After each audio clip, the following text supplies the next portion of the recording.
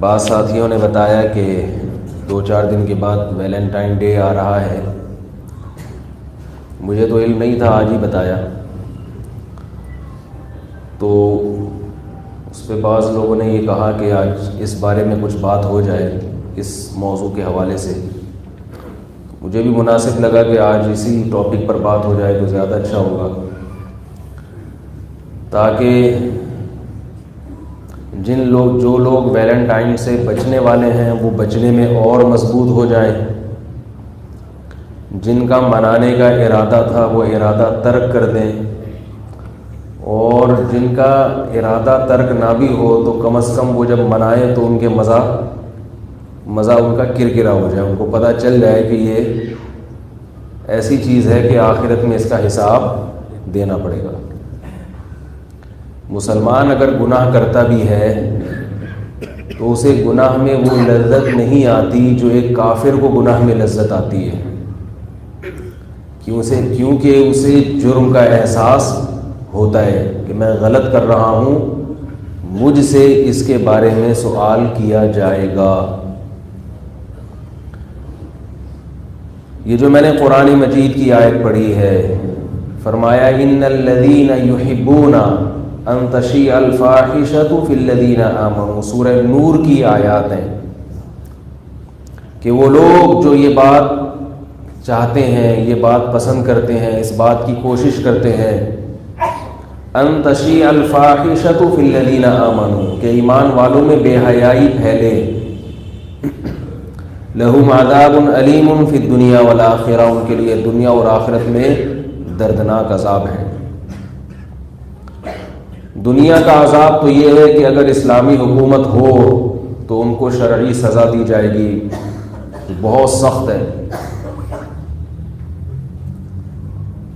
لیکن آخرت کی سزا تو بہرحال مل کے رہے گی، کیونکہ آخرت میں حکومت کس کی ہوگی؟ اللہ تعالیٰ کی. ایک اور جگہ اللہ نے قرآن مجید میں فرمایا قل ان اللہ لا یأمر بالفحشاء، اے نبی ان سے کہہ دیجئے کہ اللہ بے حیائی کی بات کا کبھی حکم نہیں دیتا. بے حیائی، فحاشی ایک ایسی چیز ہے جس کی برائی کو ثابت کرنے کے لیے دلائل کی ضرورت نہیں ہے. آج پوری دنیا میں بے حیائی پھیلائی جا رہی ہے، آزادی نسواں کے نام سے، کہ وومن رائٹس کے نام سے میڈیا پہ لایا جا رہا ہے، خواتین کو بے پردہ کر کے ڈانس، ناچ، گانے، یہ سب چیزیں ہو رہی ہیں، اور اس کو انٹرٹینمنٹ کا نام دیا جا رہا ہے، تفریح ہے، ذہنی تفریح ہے. یہ قیامت کی علامات میں سے ہے کہ جو چیز ہر قوم میں ہمیشہ سے بری سمجھی جاتی تھی، اب ان برائیوں پہ لوگوں نے اچھائی کا لیبل لگا لیا. عنوان کیا دے دیا ہے؟ انسانیت کی خدمت. لوگوں کو ہم ریلیکس کر رہے ہیں اور لوگوں کو ذہنی سکون مہیا کر رہے ہیں. تھکے ہوئے ہوتے ہیں، اگر ڈانس ماس دیکھ لیں گے، تھوڑا سا کوئی اچھا سا سانگ سن لیں گے اور تھوڑا سا تھرک جائیں گے تو ریلیکس ہو جائیں گے. اس میں کیا خرابی ہے؟ ایکچولی آپ دیکھیں ڈپریشن بھی آج کل معاشرے میں بہت ہے. یہی کچھ ہو رہا ہے نا. نبی صلی اللہ علیہ وسلم نے فرمایا کہ قرب قیامت میں قوم کے ذلیل لوگ قوم کے سب سے معزز ہوں گے. حدیث کا مفہوم ہے وہ شعبے جنہیں پچھلے زمانے میں لوگ اختیار کرنا ذلت اور عار محسوس کرتے تھے کہ بھئی یہ اچھے لوگوں کے شعبے نہیں ہیں، یہ خاندانی لوگوں کے کام نہیں ہیں.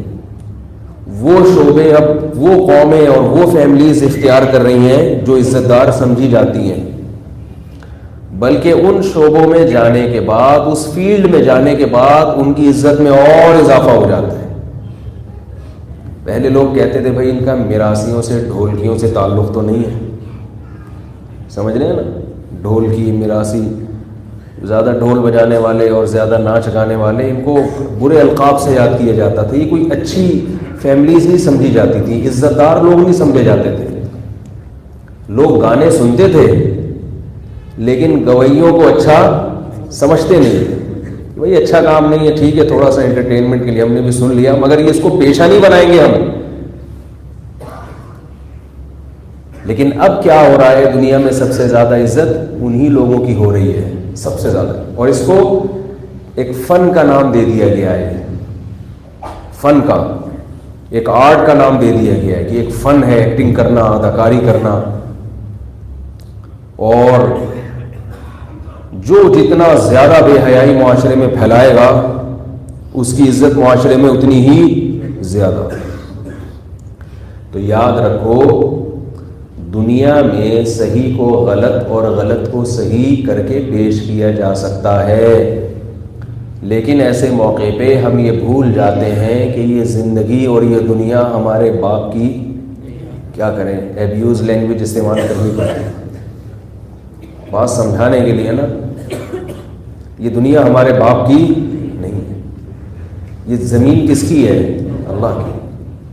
یہی ایک بڑی ٹیکنیکل غلطی ہو رہی ہوتی ہے کہ ہم صحیح اور غلط کے جب خود فیصلے شروع کر دیتے ہیں تو ہم یہ بھول جاتے ہیں کہ صحیح اور غلط کا فیصلہ اللہ تعالیٰ کر چکا ہے. ہم نے اس صحیح کو زمین پہ نافذ کرنا ہے اور غلط سے زمین کو پاک کرنا ہے اپنی استطاعت کے بقدر. اگر غلط کو زمین سے ختم نہیں کر سکتے تو اس غلط سے خود بہرحال بچنے کی کوشش کرنی ہے، خود بھی اپنے آل اولاد کو بھی اپنے خاندان کو بھی بچانے کی کوشش کرنی ہے. تو ہر الٹی چیز پہ اچھائی کا لیبل لگا کے اس کو معاشرے میں پروموٹ کیا جا رہا ہے. کسی نے کچھ دن پہلے مجھے ایک خبر بتائی، مجھے تو حیرانگی ہوئی، یقین نہیں آ رہا تھا کہ یہ جو بالکل فحش موویز ہوتی ہیں ان کی فنکاراؤں اور اداکاراؤں کو بھی پروموٹ کیا جا رہا ہے، اور اس پہ بھی ڈیبیٹ ہو رہی ہے یہ ثابت کرنے کے لیے کہ یہ کوئی غلط لوگ نہیں ہے. یہ ڈیزائرز تو اللہ نے ہر ایک میں رکھی ہیں، تو اگر کیا ہے کہ کوئی اپنی اس کو پیشہ بنا لے اور ایسی موویز بنا کے پیسہ کمانا شروع کر دے. ابھی اس کی پہلی بنیاد رکھی گئی ہے، ابھی تو لوگوں کو عجیب لگ رہا ہے یار ایسا کیسے ہو سکتا ہے، لیکن آہستہ آہستہ آہستہ آہستہ جیسے پہلے ناچنے والے لوگوں کو برے لگتے تھے، آہستہ آہستہ عادی ہو گئے، اب لوگ ان کی عزت کر رہے ہیں. تو آہستہ آہستہ آہستہ آہستہ یہ جو فحش فلمیں بنانے والے اداکار فنکار ہیں ان کو بھی لوگ کیا سمجھیں گے؟ بھائی ان کے بھی فن کی تعریف کریں گے، بڑی اچھی ایکٹنگ کرتا ہے. تو یاد رکھو اللہ نے کیسی پیاری مثال دی ہے لوط علیہ السلام کی قوم کی. وہ قوم برائی پہ اچھائی کا لیبل لگاتی تھی، بلکہ اس طرح لیبل نہیں لگاتی تھی، وہ کہتے تھے ہم ہیں، ہم اس کے عادی ہیں، بس یہ نہیں کہتے تھے کہ یہ اچھا کام ہے. آج جو بے حیائی دنیا میں پھیلائی جا رہی ہے اس کو برا سمجھا ہی نہیں جا رہا، اس کو کہا جا رہا ہے تم اچھا کام کر رہے ہیں. لوط علیہ السلام کی قوم بے حیائی کرتی تھی مگر اس بے حیائی کو اچھا کام نہیں کہتی تھی، بس وہ یہ کہتی تھی کہ یہ اے لوط اگر آپ کو یہ کام برا لگتا ہے تو آپ علاقہ چھوڑ دیں، ہم اس کام کو نہیں چھوڑیں گے. کہیں بھی قرآن میں نہیں ہے کہ انہوں نے کہا کہ ہم اچھا کام کر رہے ہیں، انہوں نے کہا بس ہم کر رہے ہیں، آپ کو اگر نہیں کرنا تو آپ علاقہ چھوڑ کے چلے جائیں. لیکن آج معاشرے میں جو بے حیائی پھیلائی جا رہی ہے اس کو کیا کہا جا رہا ہے؟ اچھا کام. تبھی تو اس پہ ایوارڈ بھی ملتے ہیں، ناچنے والیوں کے، ناچنے والوں کے ایوارڈ. ان کو میرا خیال ہے ہمارے ملک میں سائنسدانوں کو اتنے ایوارڈ نہیں ملتے ہوں گے جتنے اداکاروں کو ملتے ہیں، جتنے فنکاروں کو ملتے ہیں. میں کسی کو یہ نہیں کہ اپنے سے برا نہیں سمجھتا، نہ کسی فنکار پہ اداکار پہ میں طنز کر رہا ہوں، وہ تو اللہ ہی جانتا ہے دلوں کے بھید، قیامت میں کون جنت میں جائے گا کون، ہمارا کیا پتا کہ ہم کہاں لٹکے ہوئے ہیں. تو سارے اعمال اوور آل دیکھا جائے گا نا، کس میں خوبیاں زیادہ ہیں کس میں خامیاں زیادہ ہیں. لیکن اتنی بات میرے بھائی کہ برائی کو کیا سمجھنا چاہیے؟ برائی سمجھنا، اس میں کبھی توبہ کی توفیق مل جاتی ہے. لیکن اگر آپ نے برائی پہ اچھائی کا لیبل لگا لیا پھر اللہ کے عذاب سے کوئی نہیں بچا سکتا، پھر اللہ کے عذاب سے کوئی نہیں بچا سکتا. بنی اسرائیل کو اللہ نے حکم دیا ہفتے کے دن مچھلی کا شکار مت کرو. سمجھ رہے بات کو؟ قرآن مجید میں وَاتْلُ عَلَيْهِمْ اذ یعدون فی السبت اذ تأتیہم حیتانہم یوم سبتہم شرعا ویوم لا یسبتون لا تأتیہم. ہفتے کے دن اللہ نے شکار سے منع کیا. ہوتا کیا تھا کہ ہفتے کے دن مچھلیاں زیادہ آ جاتی تھی. اب کوئی بھی کامن سینس رکھنے والا آدمی ہوگا وہ یہ کہے گا نا کہ میرے رب نے ہفتے کو منع کیا ہے اور ہفتے کو مچھلیاں زیادہ آ رہی ہیں تو یہ اللہ کی رحمت نہیں ہے بلکہ یہ اللہ کی طرف سے بولے بھائی آزمائش ہے. وہ یہی سوچے گا نا بھائی اللہ کے اختیار میں ہے نا, اللہ تو جو چاہے کر لیں. اب اگر اللہ ہفتے کو منع کر رہے ہیں لیکن دریا میں مچھلیاں ہفتے کے دن زیادہ آ رہی ہیں تو کبھی بھی یہ چیز نعمت. دیکھو جب ہم شکار کے لیے جائیں اور اس دن مچھلیاں زیادہ لگ رہی ہوں تو ہم کہتے ہیں آج اللہ کا ہم پہ بہت بڑا فضل ہے. تو نعمت اگر اللہ کی طرف سے مل رہی ہو, چاہے وہ مچھلی کی کس صورت میں مل رہی ہو, چاہے وہ شہد کی صورت میں مل رہی ہو, گوشت کی صورت میں مل رہی ہو, تو حلال نعمت تو کیا ہوتی ہے, حلال ہوتی ہے. لیکن اگر اللہ کسی چیز پہ پابندی لگائے یہ مت کرو اور پھر وہ وافر مقدار میں وہی چیز ملنا شروع ہو جائے تو سمجھ لو کہ یہ کیا ہے, عذاب ہے, آزمائش ہے, یہ نعمت نہیں ہے. بنی اسرائیل کے ساتھ ایسا ہی ہوا. اللہ نے ان کو آزمائش میں ڈالا کہ بھئی ہفتے کے دن مچھلی کا شکار نہیں کرنا. پورا ہفتہ کر لیتے, بھئی اتوار بھی کر سکتے ہو, پیر بھی کر سکتے ہو. تو یہ نہیں تھا کہ باقی 6 دنوں میں قحط پڑا رہے گا, ایسا کچھ نہیں تھا. باقی 6 دنوں میں بھی ملیں گی, ہفتے کو اور زیادہ ہو جائیں گی. تو آزمائش ہے. اسی طرح اللہ نے آزمایا ایک اور قوم کو کہ اللہ تعالیٰ کی عادت ہے نا کہ جب آزماتے ہیں نا بعض دفعہ تو وہ چیز بڑھا دیتے ہیں. قرآن مجید میں ہے کہ صحابہ کرام کو اللہ نے فرمایا یا ایھا الذین آمنوا لا تقتلوا الصید وانتم حرم, اے ایمان والو جب تم احرام کی حالت میں ہو تو شکار مت کرنا. اب تو وہاں پر شکار ہے ہی نہیں نا, وہ تو اتنی آبادی بڑھ گئی ہے, سب جانور چلے گئے. پہلے لوگ مہینوں مہینوں میں سفر کر کے جب حدود حرم میں داخل ہوتے تھے, بلکہ حدود حرم سے پہلے بھی جب احرام باندھے ہوئے ہوتے تھے تو مسافر کو اگر کوئی 12 سنگا نظر آ جائے, اس زمانے کی آپ بات سوچیں, اس کو کیسا خوشی ہوگی نا کہ میں یہ کھا لوں, یا کوئی حلال جانور نظر آ جائے جس کا شکار کرنا ہو.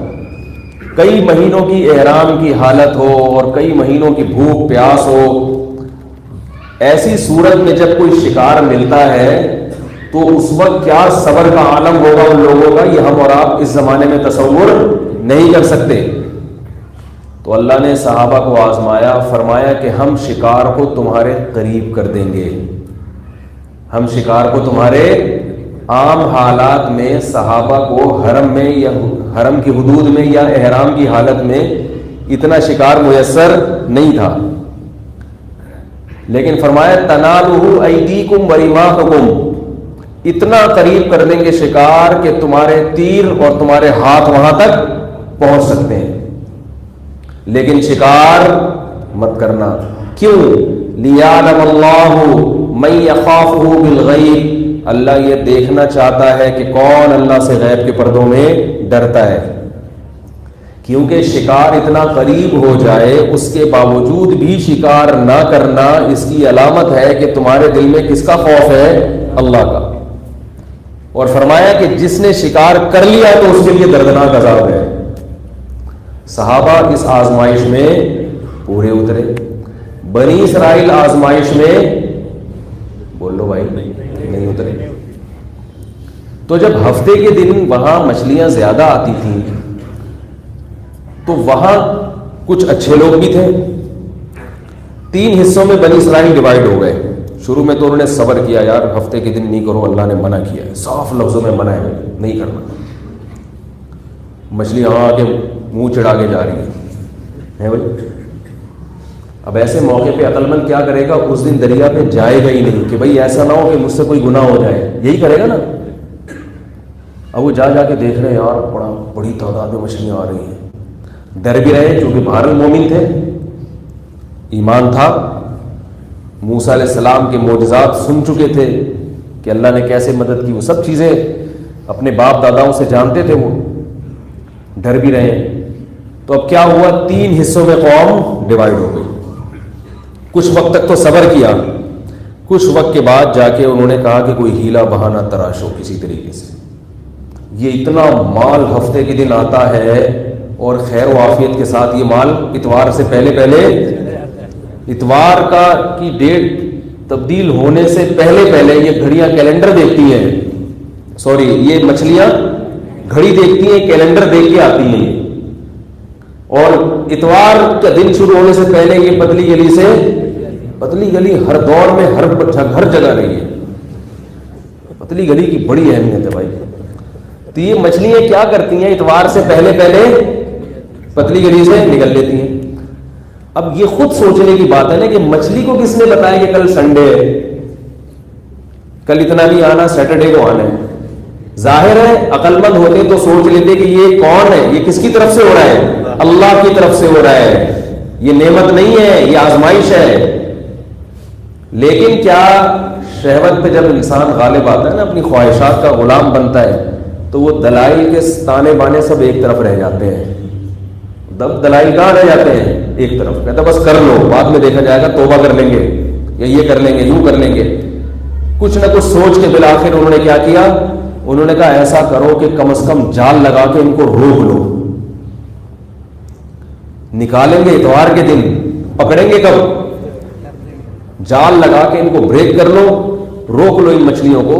حالانکہ مقصد تو یہی تھا نا کہ ہفتے کے دن شکار نہیں کرنے کا مطلب مچھلی پکڑنا نہیں. جب پکڑ لی، آپ کی گرفت میں آ گئی تو شکار تو ہو گیا نا. نکالنے میں کون سا تکلف، کتنا ٹائم لگتا ہے بھائی آپ سے کسی نے کہا یہ مچھلی نہیں پکڑنا، آپ نے کہا نہیں پکڑ رہا، اور چاروں طرف جال لگا کے اس کو رسی ڈال کے آپ نے روک لیا، تو پکڑ تو لیا نا، پکڑ تو لیا اس کو. تو ہفتے کے دن جال لگا کے جمع کر لیتے اور اتوار کو وہ جال کھینچ کے نکال لیتے. برائی پہ کیا لیبل لگایا جو میں بتانا چاہ رہا ہوں؟ اچھائی کا، کہ بھائی اب تو ہم ہفتے کو تھوڑی کر رہے ہیں، ہم تو اتوار کو کر رہے ہیں. تو ایک فریق تو یہ تھا جنہوں نے یہ کام شروع کر دیا. دوسرا فریق وہ تھا جنہوں نے اس سے اپنے آپ کو بچا کے رکھا، لیکن انہوں نے تبلیغ بھی نہیں کی. انہوں نے کہا یہ قوم فضول ہے، اس کو سمجھانا بیکار ہے، یہ نہیں مانے گی، بس اللہ کا عذاب نہ آ جائے تو کنارہ کشی اختیار کرو. کچھ نیک لوگ ایسے تھے جو چند تھے، جو نہ صرف یہ کہ خود بچے بلکہ اس قوم کو بھی بچانے کی کوشش کی. کیونکہ جو مبلغ ہے نا اس کو تانے ملتے ہیں، اس کو لوگ نہیں چھوڑتے. اس لیے یہ بڑا جہاد ہے کہ ایسے موقع پہ جب قوم ایک طرف جا رہی ہو اور آپ اپنی بساط کے مطابق قوم کو روکنے کی کوشش شروع کر دیں. کیونکہ دشمنی کس سے کریں گے؟ جو آپ کو روک رہا ہے. جو گناہ نہیں کرتا لوگ اس سے دشمنی، بولو بھائی، نہ اس سے دشمنی کرتے ہیں لوگ، نہ حسد کرتے ہیں، نہ جیلسی، نہ اس کے خلاف یوٹیوب پہ کلپ آئیں گے، کہیں گے بھائی اچھا ہے، نیک آدمی ہے، نماز پڑھ رہا ہے، روزہ رکھ رہا ہے، داڑھی رکھ رہا ہے، اچھا بچہ ہے، بہت اچھا ہے. چھیڑ تو نہیں رہا نا کسی کو. اگر چھیڑنا شروع کر دیں، چھیڑنے سے مراد یہ نہیں کہ بس تبلیغ شروع کر دیں کہ یہ غلط ہو رہا ہے، میڈیا پہ یہ غلط ہو رہا ہے، یہ ہمارے ملک میں غلط ہو رہا ہے، اسلام کے نام پہ ایک چیز بنی تھی، یہ غلط ہو رہا ہے. وہ یہ بھی نہیں کہ وہ پولیس لے کے پہنچ رہا ہے وہاں پہ، ڈنڈا لے کے، اس زبان سے بیچارہ بول رہا ہو، لوگ نہیں چھوڑتے. میں نے بھی کچھ دن پہلے بیان کیا تھا نا کہ بہت سخت مجبوری میں، شدید مجبوری میں زوجہ پہ ہاتھ اٹھانے کی شریعت نے گنجائش دی ہے. کتنے 90 تلے الفاظ، سخت مجبوری میں، بلا ضرورت نہیں. اور مجبوری بھی سخت ہو اور بقدر ضرورت ہو، تو اس سے صاف پتہ چلتا ہے کہ ہر عورت پہ ہاتھ اٹھانا جائز نہیں ہے. نبی نے کبھی نہیں اٹھایا اپنی زوجہ پہ ہاتھ. لیکن اگر کوئی بالکل ہی آؤٹ آف کنٹرول ہے، قابو میں نہیں آ رہی، تو گھر بچانے کے لیے، گھر بسانے کے لیے، تاکہ طلاق کی نوبت نہ آئے، مرد کو اجازت دی ہے اللہ نے کہ اعتدال کے ساتھ ہاتھ اٹھا سکتا ہے. یہ بات میں نے کہہ دی، پارسل کر دی. پھر جو کمنٹس آئے ہیں، اتنے بےہودہ کمنٹس، اتنے گرے ہوئے اخلاق سے کمنٹس، تو مجھے بڑا افسوس ہوا لوگوں کے کمنٹس دیکھ کے. خیر اس سے ہم نے کہا ہم نے تو اپنی بات کریں گے، تو کمنٹس تو آئیں گے ہی لوگوں کے. تو جو بھی کرے گا نا، تو چھیڑے گا معاشرے کو، چھیڑے گا، وہ بھی چھیڑے گا. پھر لوگ کہتے ہیں کہ ہم سے ہمارے مطلب کی بات کریں. بھائی کیسے بات کریں؟ اللہ اس کے رسول صلی اللہ علیہ وسلم نے معاشرے کی اصلاح کے لیے جو باتیں بتائی ہیں انہی باتوں میں ہماری خیر خواہی ہے. اس کو آپ چھوڑ کر مغرب کو فالو کرو گے تو تباہ و برباد ہو جاؤ گے. کل مجھ سے JTR میڈیا پہ کسی نے سوال پوچھا کہ خواتین اپنے بچوں کو ڈے کیئر میں داخل کرا دیتی ہیں نا، آج کل ایسے ادارے بن رہے ہیں. ڈے کیئر نام ہے، کیا نام ہے؟ بیبی کیئر، ڈے کیئر کے نام سے بھی شاید ادارہ ہے. بلکہ ہمیں کسی ادارے سے وہ نہیں ہے. خواتین اپنے بچوں کو ایسے اداروں میں جمع کرا دیتی ہیں. صبح کیوں کراتی ہیں؟ بھائی جاب کرنی ہے میں نے. تو یہ کلچر کہاں سے آیا ہے؟ کیا یہ فطرت یا اللہ یہ چاہتے ہیں کہ جس ماں نے جنا ہے وہ اپنا بچہ کسی دوسری عورت کے حوالے کرے، اور وہ جو عورت اس انسٹیٹیوٹ میں جا کے آپ کے بچے کو پالے گی وہ اپنا بچہ کسی اور انسٹیٹیوٹ میں داخل کرا دیں؟ یہ کیسی بات ہوئی بھائی؟ اور اگر آپ کہتے ہیں نہیں وہ دوسری والی جو عورت ہے نا جو آپ کے بچے کو ادارے میں پال رہی ہے وہ اپنا بچہ وہ جنے ہی نہیں، تو یہ بھی ظلم ہے. وہ کیوں نہیں جنے؟ اس کو اولاد نہیں چاہیے. کون اس کا سہارا بنے گا بڑھاپے میں؟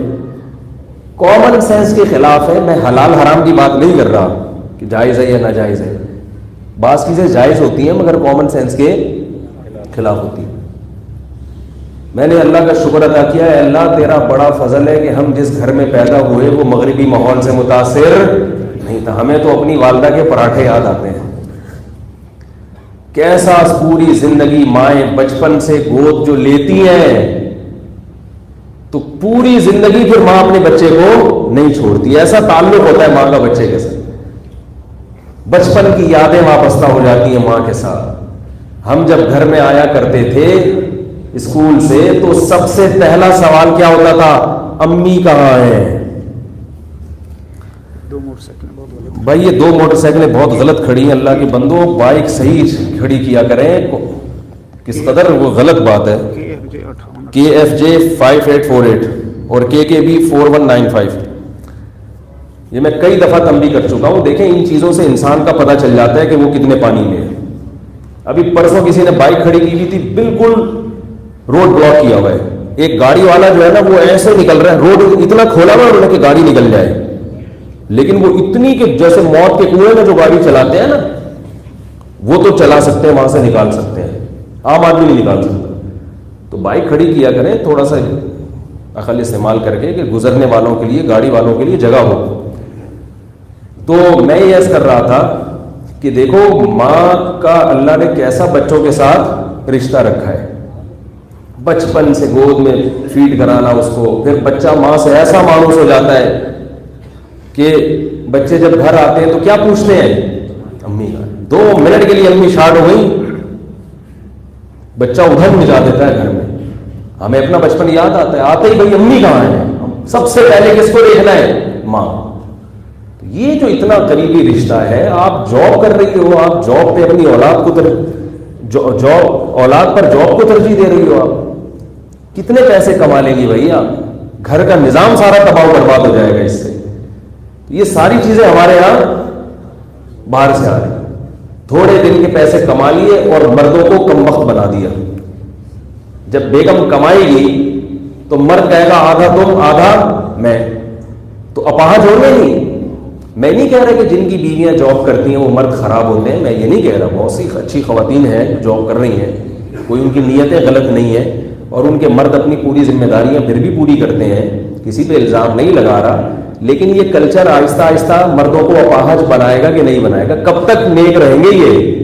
کچھ وقت کے بعد جا کر مرد کمانا، بولو نا یار، چھوڑ دے گا. اور چھوڑ دیا ہے. فلپائن میں دیکھو سب عورتیں کماتی ہیں، مرد سب اپاہج بن کے گھر میں بیٹھ کے کھاتے ہیں. کیا یہ حقوق نسواں ہے؟ یہ خواتین کی آزادی ہے جس طرف تم لے کے جا رہے ہو. عورت کی سب سے زیادہ عزت اس کی اولاد کرتی ہے. اگر اس کی اولاد نہیں ہے، ایک تو ہے نا اللہ کی طرف سے کسی کو اولاد نہیں ملی، وہ آزمائش ہے، اس کا اللہ بدلہ قیامت کے دن دے دے گا اس کو. لیکن اپنے اختیار سے یہ کرنا، سب سے زیادہ عورت قابل احترام کس کے لیے ہے؟ اولاد کے لیے. عورت کو حکم ہے شوہر کی اطاعت کرے، عورت کو حکم ہے بھائیوں کا کہنا مانے.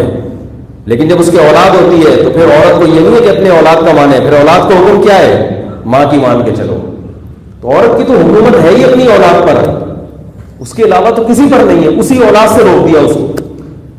اب جو اداروں میں بچے پلوا رہی ہے وہ کتنے بچے پال لیں گی وہاں پہ؟ ظاہر ہے اس کے خرچے بھی ہوتے ہیں. تو خیر میں بات کر رہا تھا، اس اصل موضوع کی طرف آتا ہوں. جی ہاں، تو اب ان کو کیا ہوا تھا کہ بھائی وہ مچھلیاں دھڑا دھڑ آ رہی ہیں اور پتلی گلی سے نکل رہی ہیں، تو انہوں نے پتلی گلی کو بند کر دیا. بنی اسرائیل نے کیا کیا؟ پتلی گلی کو بند کر دیا. تو کچھ لوگ ایسے تھے جو ان کو روکنے والے تھے. تو میں اس پہ بات آئی تھی یہاں کہ بھائی جو روکنے والا ہوتا ہے نا اس کے خلاف، کیونکہ وہ کباب میں ہڈی بن رہا ہوتا ہے. میں تو اتنا نیک آدمی نہیں ہوں کہ میں کوئی بہت مبلغ ہوں، لیکن کوئی بھی مبلغ ہوگا، کوئی بھی ڈھنگ کی بات کرے گا تو لوگ اس کے خلاف ہوں گے، کیونکہ وہ دم پہ پاؤں رکھ کے معاشرے کی کھڑا ہو رہے ہیں. اب عاملوں کے خلاف ہم بولتے ہیں نا تو ہمیں دھمکیاں بھی ملتی ہیں، پھر نیگیٹو کمنٹس بھی آتے ہیں، کیونکہ دم پہ پاؤں رکھ لیا ہم نے. کل ایک اشتہار دیکھا شیخ العاملین، ابھی تو ہم عاملوں کو رو رہے تھے، اب شیخ العاملین. اور اسلام اخبار میں اشتہار آیا جو جامعۃ الرشید سے چھپتا ہے. مجھے کسی نے آگے دکھایا شیخ العاملین دامت برکاتہم العالیہ، نیچے لکھا ہوا ہے کہ ہر قسم کی گھریلو پریشانیوں کے لیے ان سے رابطہ کریں. تو میں نے کہا ایسے ہی کسی لوکل اخبار میں، انہوں نے کہا آپ کے ہاں سے اخبار نکل رہا ہے. میں نے کہا لو بھائی، ہمارے یہاں سے ہماری بلی کیا کر رہی ہے؟ تو میں نے کہا وہ ایڈیٹر کو بیوقوف بنا دیا ہوگا، ایڈیٹر کو تھوڑی پتا ہوتا ہے کیا آ رہا ہے، تو لگا دیا. لوگ تو کہتے ہیں کس میں آیا ہے؟ اسلام اخبار میں آیا ہے، 100% اسلام کے مطابق ہوگا. تو اسلام اخبار میں آنا اس کی علامت نہیں ہے کہ وہ 100%. وہ تو خبریں ان کے پاس اتنی فرصت بھی نہیں ہوتی کہ ایک ایک اشتہار کو وہ الگ الگ سے وہ سرسری دیکھتے ہیں وہ. تو اسی طرح میں یہ بات بھی کرتا ہوں تو لوگ اس پہ چڑھ جاتے ہیں. اب حضرت مولانا طارق جمیل صاحب اللہ تعالیٰ ان کی عمر میں خوب برکت دے، ان کے بارے میں مجھے علم ہوا کہ بہت ساری طوائفیں ہیں جن میں وہ تبلیغ کرتے ہیں. بہت ساری طوائفوں میں جن کو وہ سیدھے راستے پر اللہ تعالیٰ ان کے ہاتھ، ان کے ذریعے اللہ تعالیٰ ان طوائفوں کو سیدھے راستے پر لائے. لیکن وہ ایک چیز کا رونا روتے ہیں. وہ فرماتے ہیں کہ بھائی اگر زکاتیں لوگ نکالنا شروع کر دیں، لوگ صدقات و خیرات شروع کر دیں، تو یہ جو معاشرے کی خواتین ہیں ان کی کفالت کا انتظام ہو جائے گا اور یہ جسم فروشی پر مجبور نہیں ہوں گی. میں ان کی خاک کے برابر بھی نہیں ہوں، لیکن میں ایک بات عرض کرتا ہوں، وہ بھی ایک بات، یہ بھی بات ٹھیک ہے، لیکن میں ایک بات سب کے سامنے عرض کرتا ہوں کہ اصل حل یہ نہیں ہے. اصل حل وہی ہے جو ہم چیخ چیخ کے پاگل ہو گئے. اصل حل یہ ہے کہ بھائی ان کی شادیاں کیوں نہیں ہو رہی؟ زکوٰۃ سے یا صدقہ و فطر سے کیا ہو جائے گا؟ معاشی کفالت کا انتظام ہو جائے گا نا. تو عورت کو معاشی کفالت کے علاوہ بھی تو کچھ چاہیے، شوہر چاہیے، اس کو اولاد چاہیے، گھر بار چاہیے. اگر اس کو گھر بار نہیں ملے گا تو خدا کی قسم پیسہ ہی پھر اس کو مجبور کرے گا غلط راستوں پہ جانے پہ، اور عیاشی آئے گی. آپ کسی عورت کے نکاح کا انتظام نہ کریں اور کروڑوں روپے اس کے ہاتھ میں پکڑا دیں، وہ پھر اپنی مرضی کے جو ہینڈسم اور اسمارٹ قسم کے لڑکے ہوں گے نا ان سے دوستیاں لگائے گی. پھر وہ جب آپ کے پاس حلال راستے نہ ہو اور پیسہ دبا کے ہو تو آپ پھر حرام کاری کی طرف تسلی سے جاتے ہیں. بہت سے غریب تو بیچارے اس لیے گناہ نہیں کرتے کہ گناہ کے پیسے ہی نہیں ان کے پاس. ہمارے اسکول میں کلاس فیلو تھا، وہ ایک ہی وقت میں کئی نشے کرتا تھا. سگریٹ بھی، اس وقت گٹکا نہیں تھا، پان بھی، نسوار بھی، ایک ہی وقت میں نا تینوں چیزیں ساتھ ساتھ چل رہی ہوتی تھی. گٹکا بھی، نسوار بھی اور سگریٹ بھی، پان بھی، سب چیزیں، گٹکا نہیں پان بھی، یہ سب چیزیں چل رہی ہوتی تھی. تو ایک دن کیا ہوا، صرف سگریٹ پہ آ گیا. ہم نے اس سے پوچھا یار آج کل گٹکے اور وہ پان اور نسوار نہیں چل رہا؟ کہتا ہے یار ابا کی طرف سے جیب خرچی ملتی نہیں ہے. کہہ رہے یار تین چیزیں جتنی محدود، غریب آدمی لڑکا تھا، کہہ رہے یار اتنی محدود جیب خرچی ابا دیتے ہیں کہ اس میں ابا کو نہیں پتا تھا کہ یہ ڈرامے کر رہا ہے. ابا تو سمجھ رہے تھے وہاں سے کچھ سموسے لے کے کھا لیتا ہو، لیکن ابا اس کے کھاتے پیتے تھے، اچھی فیملی تھی. لیکن ابا جو ہے نا ناپ توڑ کے خرچہ دیتے تھے کہ بھائی بچہ بگڑ نہ جائے گا. تو ان کو تو یہ نہیں پتا تھا کہ یہ سگریٹیں پی رہا ہے وہاں بیٹھ کے. تو وہ بیچارہ نسوار اور پان اس نے چھوڑ دیے، کیوں؟ پیسے نہیں۔ تو بہت سے لوگ تو گناہ سے اس لیے بچتے ہیں کہ پیسے نہیں ہیں۔ اگر آپ کے پاس حلال راستے بند ہو جائیں اور پیسہ بہت آ جائے، تو میں نے اپنی زندگی میں دیکھا ہے شریف اچھے اچھے لوگوں کو بگڑتے ہوئے۔ تو میں جب یہ بات کرتا ہوں کہ بھائی ان طوائفوں کی شادی ہونی چاہیے، اور میں یہ بھی کہتا ہوں کہ بھائی جو مشائخ ہیں وہ اپنے مریدوں کو گن پوائنٹ پہ کیوں نہیں شادی کروا دیتے؟ ایسے مشائخ بھی ہیں کہ مرید ان کے ایک اشارے پہ گردن کٹوانے کے لیے تیار ہیں۔ آج مجھ سے تو لوگوں کو اتنی عقیدت نہیں ہے، میں تو آپ سے 100 دفعہ بھی کہوں گا نا، ہلیں گے نہیں آپ نہیں، بیان سننے آتے ہیں پتلی گلی سے نکل لیں۔ لیکن ہمارے بزرگوں میں ایسے بزرگ بھی ہیں کہ لوگوں کو ان سے عقیدت ہے، ان کے اعمال کی وجہ سے، ان کے علم کی وجہ سے، کہ وہ اگر دن کو رات کہتے ہیں تو لوگ رات کہنا شروع کر دیں، رات کو دن کہتے ہیں تو دن کہنا شروع کر دیں۔ اور ایسی ان کے مریدوں کی قربانیاں ہیں، ایسا حوصلے والے کام کیے ہیں کہ اگر وہ شیخ ان کو کہہ دے کہ میری اتنی مریدنیاں ایسی ہیں جن کی شادیاں نہیں ہو رہی، تم مسٹنڈو نالائقوں، تمہیں اللہ نے پیسہ دیا، تم صبح شام لنگر کھلا سکتے ہو خانقاہ میں، تو اس میری مریدنی سے شادی کر کے گھر کیوں نہیں بسا سکتے اس کا؟ اب وہ یہاں بیٹھ کے ایک دم رونا شروع کر دے گا۔ وہ جو مرید ہوگا وہ بیٹھ کے کیا کرے گا؟ رونا شروع کر دے، پھوٹ کے رونا شروع کر دے گا۔ حضرت کیا باتیں کر رہے ہیں آپ، کیا ہو گیا؟ تو پھر ان سے اگر میں حضرت ہوتا تو میں ان سے کہتا ہے تو نے بینک کی جاب چھوڑ دی۔ کتنے مریدی ہیں جو بینک مینیجر تھے، لاکھوں کی آمدن کو انہوں نے لات مار دی۔ کیا جب تم نے جاب چھوڑی تھی تو گھر سے تانے نہیں ملے تھے؟ روڈ پہ نہیں آ گئے تھے بے روزگار ہو؟ تم نے جب داڑھی رکھی تھی تو گھر سے تانے ملے تھے کہ نہیں ملے تھے؟ ہے بھائی؟ اور بہت سارے، تم جب تبلیغ میں سال کے لیے نکلے تھے تو کیا محلے والوں نے ہاتھ دھون سے استقبال کیا تھا تمہارے جب سال کے بعد واپس آ رہے تھے؟ کتنے تانے ملتے ہیں جب تبلیغ میں سال کے لیے وہ جا رہا ہوتا ہے، لوگ ایسے تانے دیتے ہیں، گھر والوں کا تو فکر ہی نہیں ہے، نکل جاتے ہیں۔ تو جب وہ سارے کام اللہ کے لیے کیے اور اس میں اللہ نے حوصلہ پیدا کر دیا، تو یہ بھی ایک کام ہے۔ مشائخ کے پاس تو ان کی مریدنیاں ہیں نا، ان میں سے اکثر کے حالات ہیں کہ وہ اپنے بزرگوں کو خط لکھتی ہیں کہ حضرت رشتہ نہیں مل رہا۔ بات آ رہی ہے سمجھ میں؟ تو جواب میں کوئی وظیفہ بتا دیا جاتا ہے یا ان کے لیے دعا کر دی جاتی ہے۔ بلکہ اگر کوئی مرید چاہ بھی رہا ہوگا کہ حضرت آپ کی فلانی مریدنی مجھے پتا چلا ہے کہ وہ میری کلاس مریدنی ہے، ایک تو کلاس فیلو ہوتا ہے نا، یعنی مریدنی فیلو ہے، یعنی میں بھی آپ سے بیعت ہوں، وہ فلانی مریدنی بھی آپ سے بیعت ہے، تو بیچاری کی شادی نہیں ہو پا رہی، تو میں یہ چاہ رہا ہوں کہ میں اس کو دوسری وائف بنا لوں تاکہ اس کا بھی گھر بس جائے اور اس کی بھی عفت اور حلال جو ہے نا وہ انتظام ہو جائے، اس کے لیے اس کو بھی اولاد کی نعمت مل جائے، اور جو ٹینشن ہوگی حضرت اس میں دعا کرے کہ اللہ مجھے اس ٹینشن کو برداشت کرنے کی، کیونکہ ٹینشن تو ڈائٹ والی ہوگی، یہ تو پہلے بتا دوں۔ میرے پاس لوگ فون کر کے کہتے ہیں میں دوسری کرنا چاہتا ہوں، کہ تو پٹے گا ضرور، یہ بتا دوں میں، پٹے گا، ہاں، لیکن اللہ کے لیے برداشت کرو۔ تو اگر یوں کر دیا جائے حساب کتاب، ایسا سسٹم آ جائے، تو وہ مرید یہ کہے کہ حضرت آپ کی مریدنی ہے، مجبور ہے، اور یقیناً نہیں بھی ہے تو حضرت مجھے بتا دیں، ہوگی، مجھے رپورٹ ملی ہے کہ ہے۔ دیکھیں حضرت سچی بات بتانا، اس میں رپورٹ ملی ہے کہ ایسی مریدنیاں ہیں جو آپ کو خط لکھتی ہیں کہ انتظام نہیں ہو رہا، والدین خط لکھتے ہیں کہ بیٹی کی شادی کا انتظام نہیں ہو رہا، تو حضرت آپ بات چلائیں، ہم سب یہاں پر بیٹھے ہوئے ہیں اور لنگر صبح شام ہم خانقاہ میں کھلا رہے ہیں، تو ہمیں اللہ نے اتنی طاقت دی ہے کہ ان مریدوں کو کھلانے کے بجائے اس مسلمان عورت کو کھلا دیں، کیونکہ بیوی کو کھلانے کا جتنا ثواب ہے وہ خانقاہ میں مریدوں کو کھلانے کا اتنا۔ بھائی صحیح حدیث ہے، افضل الصدقۃ ما تجعل فی امرأتک، سب سے بہتر صدقہ وہ ہے جو اپنی بیوی کو تم کھلاتے ہو۔ تو میں چاہتا ہوں کہ خانقاہ بھی چلتی رہے گی انشاءاللہ، اس کے بھی دیگیں آئیں گی، مرید کھائیں گے، لیکن اگر وہ ہو جائے تو زیادہ اچھا۔ تو شیخ جواب میں کیا کہیں گے؟ تمہیں وہ پتہ کیسے چلا کہ تم نے کہیں بد نظری تو نہیں کر دی؟ تمہیں کیسے، تم یہاں خانقاہ میں اس لیے آتے ہو کہ لڑکیوں کو معاذ اللہ تاڑنے کے لیے آتے ہو؟ تو یہ سوالات شروع ہو جاتے ہیں، وہ کیس کی نوعیت کیا ہو جاتی ہے؟ چینج ہو جاتی ہے۔ کیسے تمہیں خیال آیا؟ تو پھر وہ بہت ٹینشن کا کام ہے، بہت اللہ کے بندو اس کے لیے دوسری شادی ٹینشن کا کام ہے، تو اس کے لیے شوہر کے بغیر زندگی گزارنا ٹینشن کا کام نہیں ہے. اس کی ٹینشن نظر آ رہی ہے، اس کی ٹینشن نظر نہیں آ رہی. کیا کریں یار، کیسے سمجھائیں؟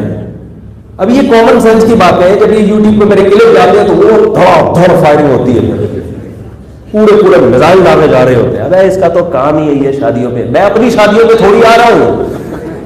اگر میں ہر وقت یہاں بیٹھ کے کہتا ہوں میری شادی کرا دو میری شادی کرا دو ہر ہفتے، پھر آپ کہتے ہیں یار یہ پاگل ہو گیا، اس کا دماغ خراب ہو گیا، اس کے دماغ میں ایک ہی چیز گھس گئی ہے. میں تو آپ سے کہہ رہا ہوں، آپ لوگوں کو کرنے کا کہہ رہا ہوں.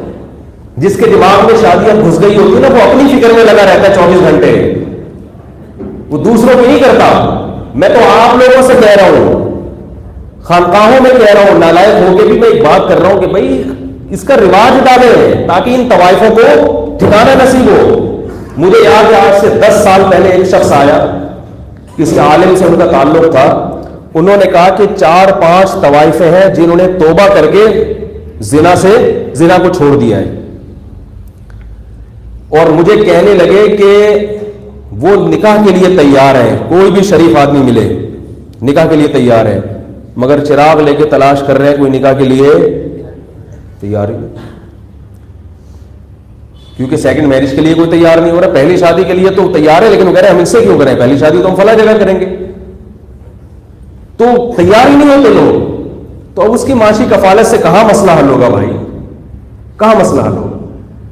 تو یہ بات خوب یاد رکھیں، جو آدمی اپنے طور پر نماز روزے عبادت میں لگا ہے وہ لوگوں کو برا بولتے کیوں نہیں لگتا وہ ہے جو معاشرے کی نفس پہ ہاتھ رکھے گا. وہ کہے گا یہ معاشرے میں یہ غلط ہو رہا ہے، یہ غلط ہو رہا ہے، یہ غلط ہو رہا ہے. وہ بولے گا. جب تک زندہ ہوں میں شادیوں پہ بیان کرتا رہوں گا. یہ بتا دوں آپ کو میں آپ یہ سمجھیں کہ میں آپ سے متاثر ہو کے چھوڑ دوں گا، ایسا نہیں ہے. اور اس میں مجھے شہوت پرستی کے تانے نہ دیا کرو. لوگ کہتے ہیں اس کے دماغ میں یہی بسا ہوا ہے.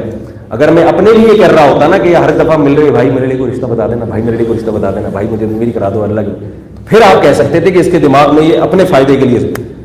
میں نے کبھی بھی ایک دفعہ نہیں کہا.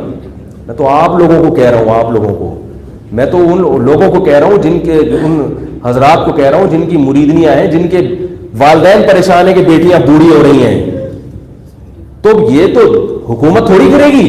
حکومت کو ان چیزوں سے، حکومت تو کہتی ہے کہ عوام جدھر جا رہی ہے. دیکھو لیڈر میں اور قائد میں کیا فرق ہوتا ہے پتہ ہے آپ کو؟ ہمارے نبی لیڈر نہیں تھے، قائد تھے.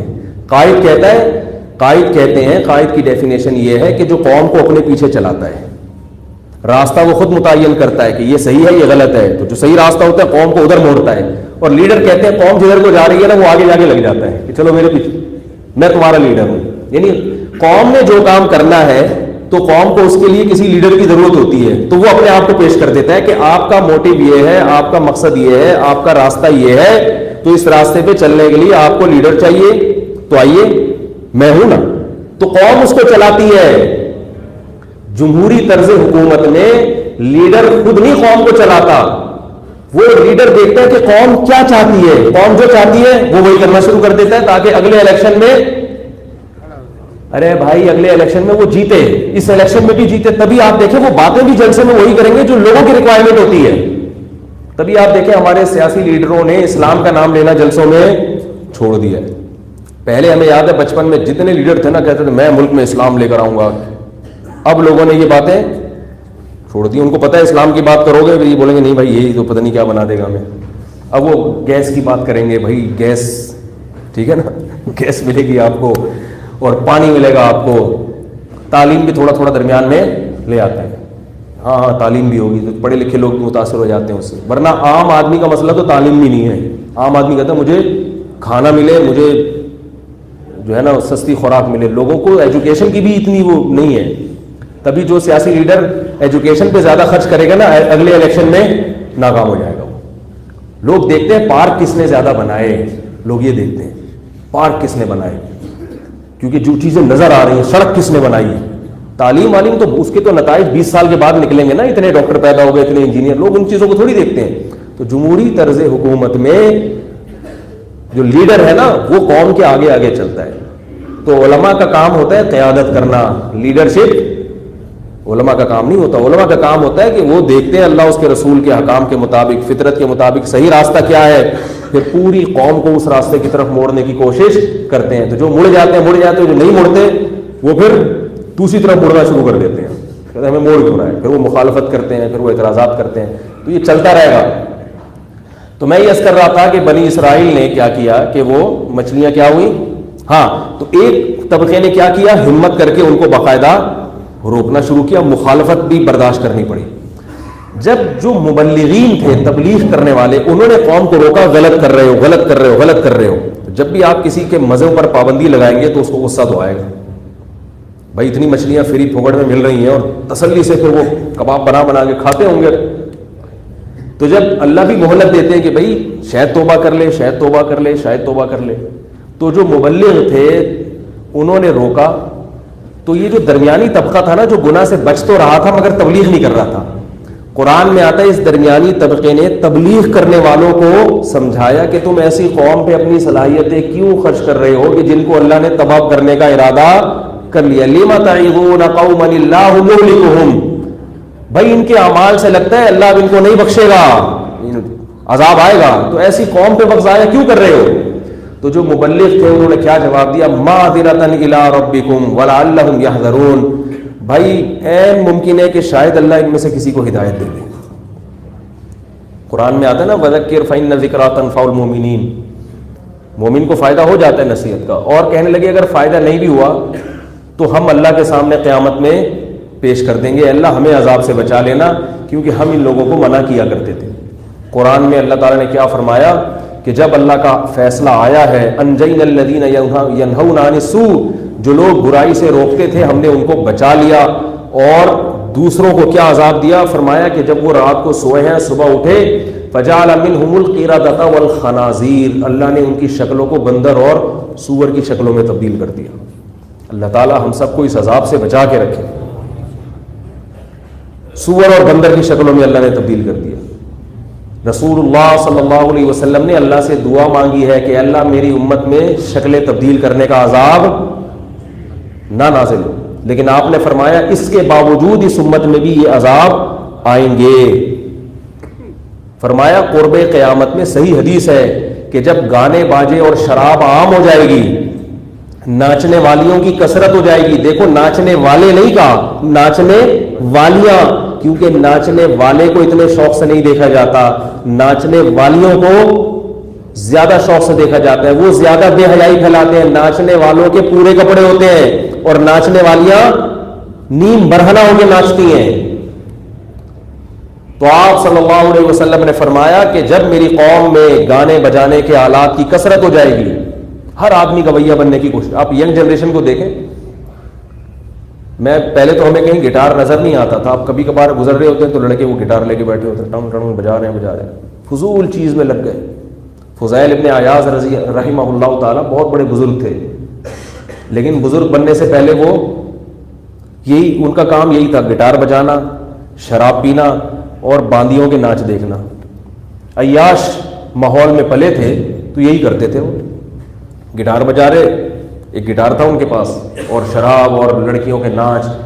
پھر دو روایتیں اس میں, ایک روایت تو جو مجھے یاد پڑتا ہے وہ یہ ہے کہ کہیں چھلانگ لگا کے جا رہے تھے دیوار, تو ایک دم غیب سے آواز آئی, الم یأن للذین آمنوا ان تخشع قلوبہم لذکر اللہ. قرآن کی آیت ہے 28ویں پارے, کہ ایمان والوں کے لیے اب تک وقت نہیں آیا کہ ان کے دل اللہ کے خوف سے دہل جائیں. اور پھر اس آیت میں اللہ نے دھمکی دی کہ اگر اب بھی باز نہ آئے تو تمہارا دل بھی اہل کتاب کی طرح سخت ہو جائے گا, کیونکہ عیسائی اور یہودیوں کو بھی اللہ نے یہ حکام دیے تھے. انہوں نے حکام کی مخالفت کرتے کرتے کرتے کرتے اب وہ کیا ہو گئے, غیر ختم. اب آپ اگر عیسائیوں کے سامنے یہ بات کریں نا تو وہ بڑے حیران ہو گئے. یہاں کے عیسائی نہیں, جو یورپ امریکہ کے عیسائی ہیں, وہ بڑے حیران ہو گئے, یار یہ کیسی بات, حیا غیرت یہ کیا ہوتا ہے بھائی. وہ حیران ہو گئے, یہ کیسے. میں نے بتایا نا جمعے کے بیان میں کہ اس پر بھی بعض حیران ہوتے ہیں, شراب پیے بغیر خوش کیسے ہیں.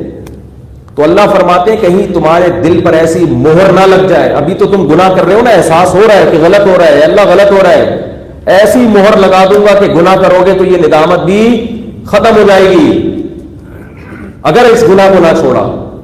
تو یہ قرآن کی آیت ہے, الم یأن للذین آمنوا, کیا ایمان والوں کے لیے وقت نہیں آیا. فضیل ایک روایت میں آتا ہے کہ وہ گٹار سے آواز آنا شروع ہو گئی, وہ بجا رہے ہیں تو بجائے اس کے کہ موسیقی کی آواز نکلے, وہاں سے یہ آیت قرآن مجید کی آیت کی آواز نکلنا شروع ہوئی کہ کیا ایمان والوں کے لیے یہ وقت نہیں آیا کہ ان کے دل اللہ کے خوف سے دہل جائیں. فوراً اسی وقت گٹار پھینک دیا اپنا, فوراً گٹار پھینکا اور فرمایا قد آن یا ربی, اے میرے رب وہ وقت آ چکا ہے, اے میرے رب آ گیا وہ, بس ختم. وہ ان کو احساس ہو گیا کہ یہ کسی انسان کی اتفاقی آواز نہیں ہے جو کسی انسان نے کہی ہوگی, یہ کس کی غیبی آواز ہے جو اللہ کی طرف سے مجھے تنبیہ کی گئی ہے. اور اللہ تنبیہ بھی اس طرح ایسے لوگوں کو کرتے ہیں جن کے یا تو ان کے ماں باپ کی کوئی دعا ہوتی ہے, بعض دفعہ والدین نے اپنی اولاد کے لیے دعائیں مانگی ہوتی ہیں نا بہت, تو اولاد غلط راستے پہ چل رہی ہوتی ہے, دعاؤں کی برکت سے اللہ اس کے ساتھ کوئی ایسا معاملہ کر دیتے ہیں جس سے اس کا رخ پھر جاتا ہے. تو اللہ کا ان کے ساتھ رحمت والا معاملہ ہوا تو انہوں نے فوراً گٹار پھینکا اور کہا کہ اللہ وہ وقت آ چکا ہے, بس زندگی تبدیل. ان لوگوں کی توبہ بڑی خاندانی توبہ ہوا کرتی تھی. ہماری توبہ کیا ہے, گناہ کرتے ہیں پھر توبہ, پھر توڑ دی, پھر توبہ, پھر توڑ دی, پھر توبہ, 5 دفعہ توڑ کے بعد چھوڑو یار بڑھاپے میں اینڈ میں ہی کر لیں گے, مرنے سے پہلے توبہ کر کے مر جائیں گے, کیا بار بار توبہ. یہ ہوتی ہے ہماری. وہ لوگ اولو العزم تھے, عزم کے پکے. تو فضیل ابن عیاض نے ایسی توبہ کی ہے, ایسی توبہ کی ہے کہ پھر حرمین میں عبادت کیا کرتے تھے, حرم میں, اور ان کا لقب پڑ گیا عابد الحرمین. لوگ ان کو ان کے نام سے نہیں جانتے, کس لقب سے جانتے ہیں؟ حرمین میں عبادت کرنے والا, حرمین میں عبادت کرنے والا. شاعر بھی تھے بہت بڑے. تو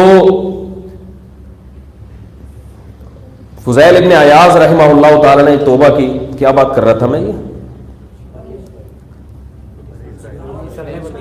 ہاں, تو یہ حدیث میں آتا ہے رسول اللہ صلی اللہ علیہ وسلم نے فرمایا کہ میری امت میں جب گانے بجانے والیاں بہت زیادہ ہو جائیں گی اور شرابیں پی جائیں گی, اور آپ صلی اللہ علیہ وسلم نے بھی فرمایا کہ موسیقی کے آلات عام ہو جائیں گے. ہمیں اس میں بتا رہا تھا کہ اب لڑکوں میں گٹار کا رواج بڑھتا چلا جا رہا ہے, تو موسیقی کا رواج بہت زیادہ ہو جائے گا.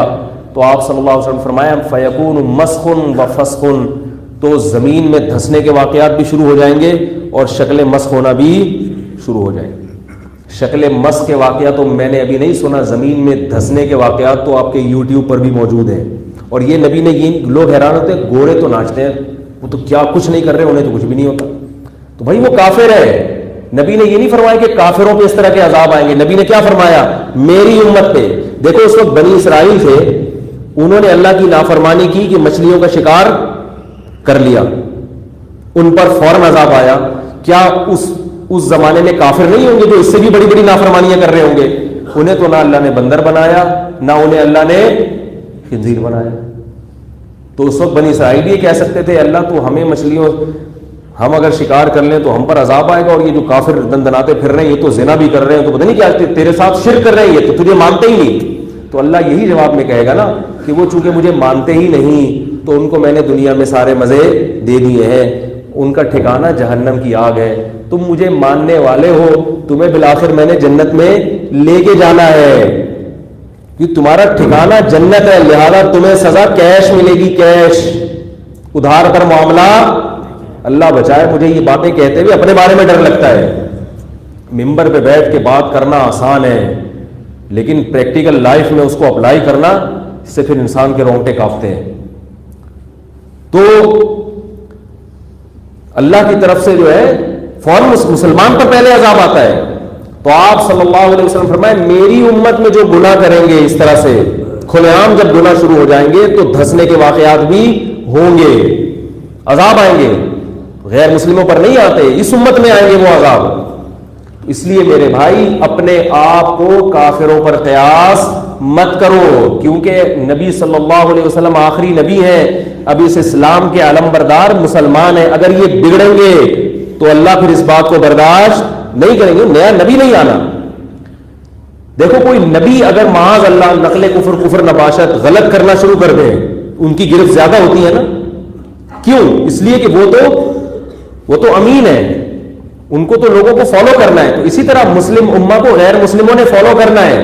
اگر مسلمان امت ہی ان سے کلچر لینا شروع کر دے بجائے اپنا کلچر دینے کے, اس کو اللہ تباہ کر دیں گے. فرمایا ان تتولوا یستبدل قوما غیرکم، اگر تم غلط راستے پر چلو گے اللہ تمہیں برباد کر کے دوسری قوم پیدا کرے گا جو سیدھے راستے پر چلیں گے.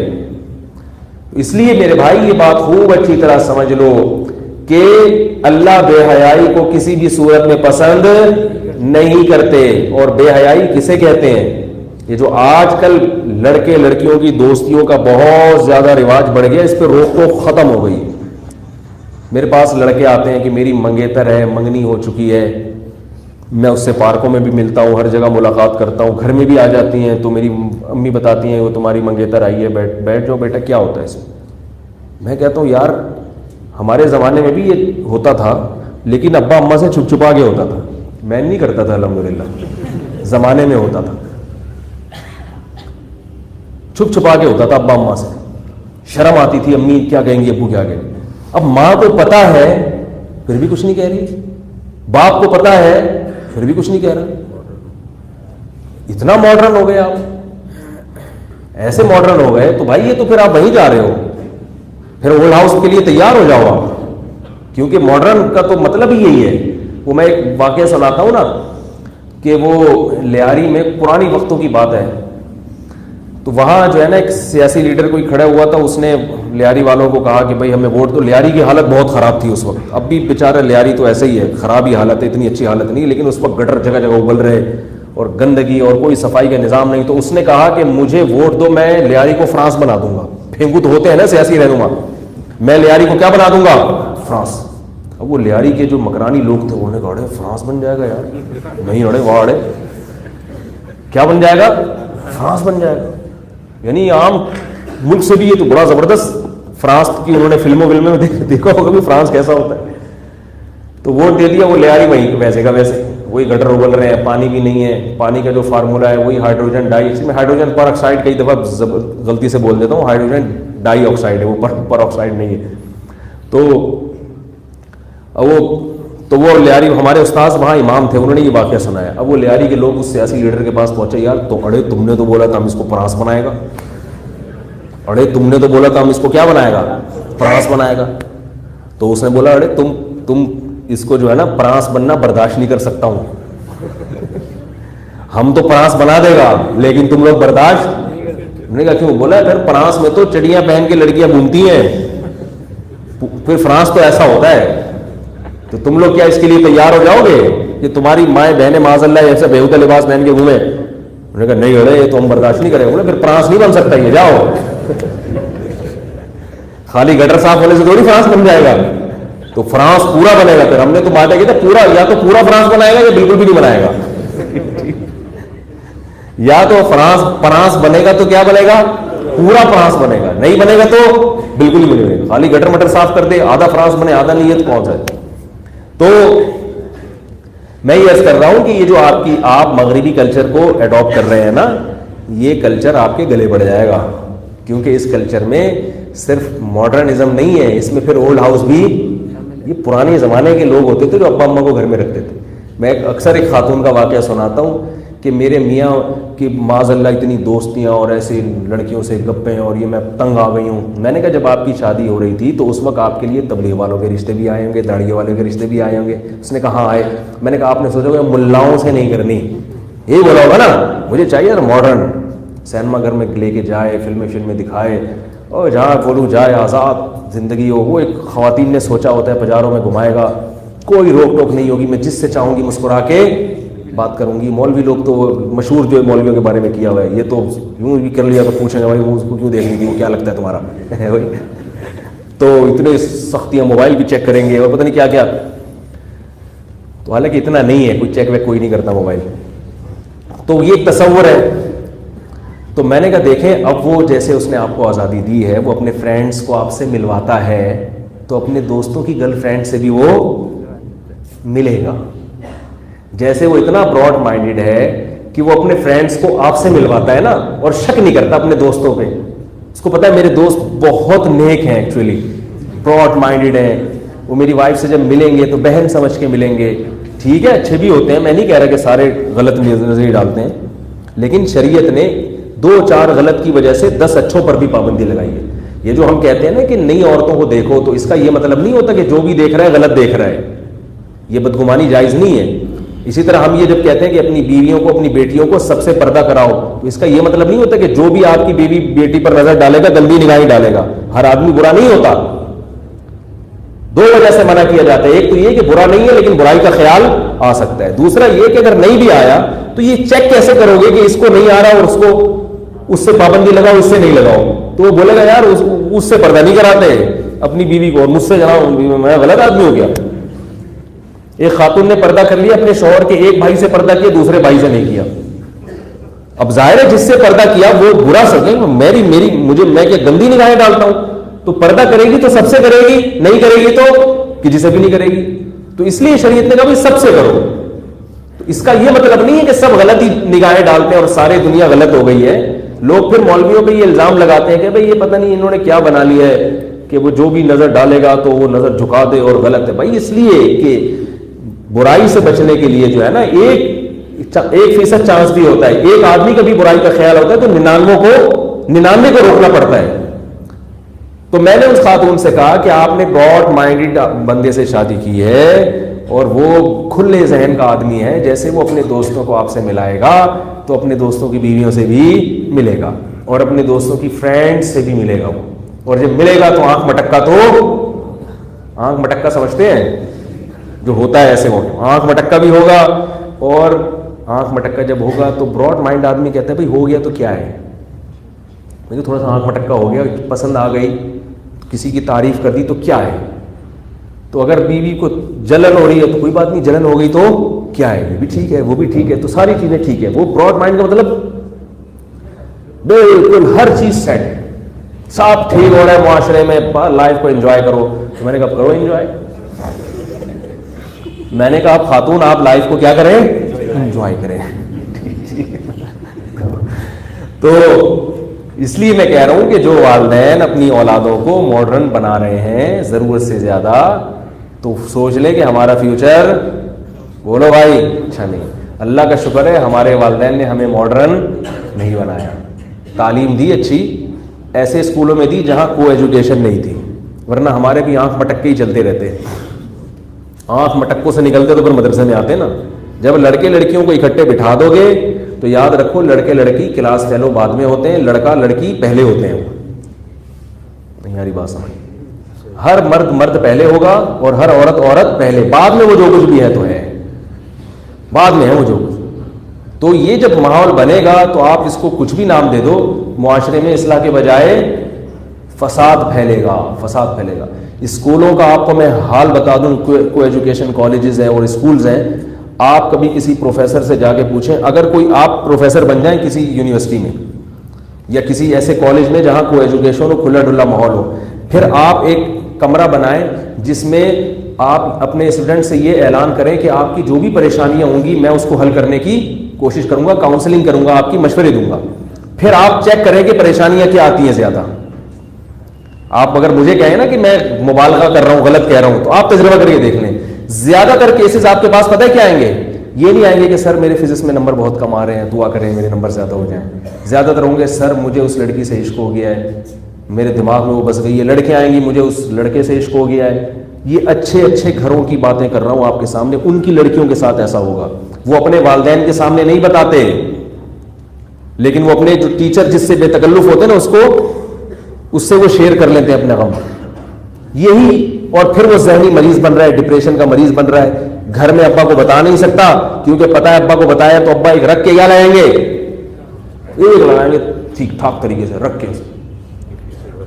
اور اس کو پتا ہے نکاح کا کوئی چانس فی الحال لڑکی اپنے گھر میں بتائے گی تو اما کہیں گی میں نے تو لڑکے سلیکٹ کرنے کے لیے تھوڑی بھیجا تھا, ٹھیک ہے اگر دوستی یاری ہو رہی ہے دوستی یاری کی حد تک ٹھیک ہے, شادی وادی کی بات نہیں کرو, وہ لگائے گی کھینچ کے.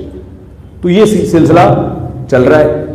پھر ماں باپ فول کرتے ہیں ہمارے بچے کو پتہ نہیں کیا ہو گیا, عجیب سا ہوتا جا رہا ہے جب سے یونیورسٹی جا رہا ہے, عجیب وہمی سا ہو گیا ہے, ایک دم بیٹھے بیٹھے یوں ہل جاتا ہے. ایسے کیسز آ رہے ہیں کہ حضرت ہمارے بیٹے پر کسی نے کچھ کر دیا. میں نے کہا کیا ہو کیا رہا, کہہ رہے بیٹھے بیٹھے نا یوں کر کے ہلتا ہے وہ. یہ کیسز ہیں. کہہ رہے وہ حضرت فلاں کے پاس لے گیا, اس نے بھی بتایا جن ہے, فلاں کے پاس اس نے بتایا جادو ہے, فلاں کے پاس. میں نے کہا بھائی یہ جو اندر سے سیٹنگ کیا ہو گئی ہے, اندر سے سیٹنگ کیا ہو گئی ہے, ذہنی سیٹنگ آؤٹ ہو گئی ہے.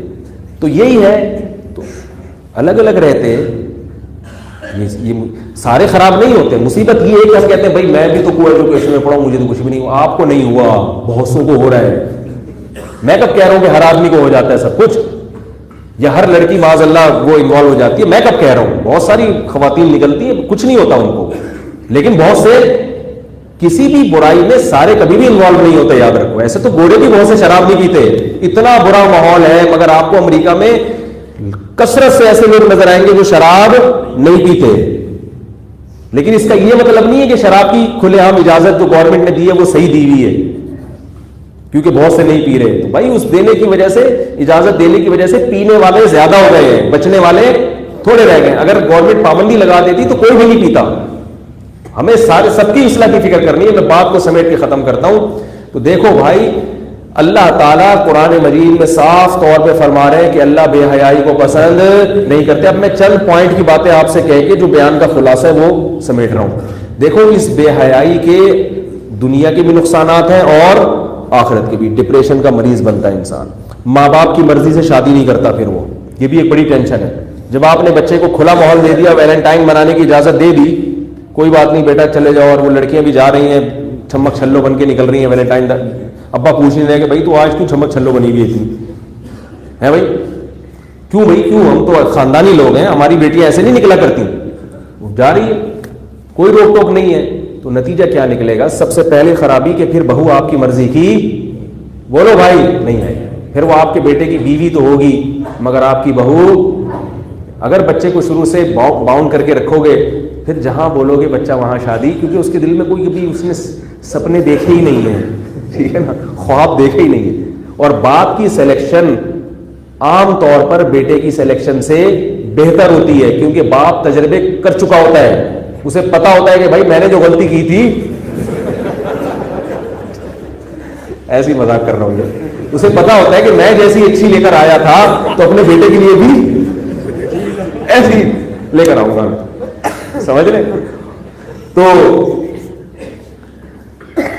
اور حقیقت ہے جو بچے والدین کی مرضی کی کرتے ہیں شادی، میرا ایک کلپ ہے نا کہ بچے کی بھی مرضی کا خیال رکھو، وہ کلپ اس کے خلاف نہیں ہے. وہ تو اس لیے کہ جب بچے کو آپ نے کھلی آزادی دے دی، اتنے آنکھ مٹکے کر لیے، اب وہ کہیں عشق سوار ہو گیا، اب آپ گن پوائنٹ لے کے اس کو کہہ رہے ہیں کہ نہیں کرو، تو پھر وہ تو ظاہر ہے وہ تو ڈپریشن کا مریض بنتا ہے. لیکن عام حالات میں باپ کی جو سلیکشن ہے، والدین کی جو سلیکشن ہے وہ زیادہ اچھی ہوتی ہے، کیونکہ وہ تجربے کار ہے.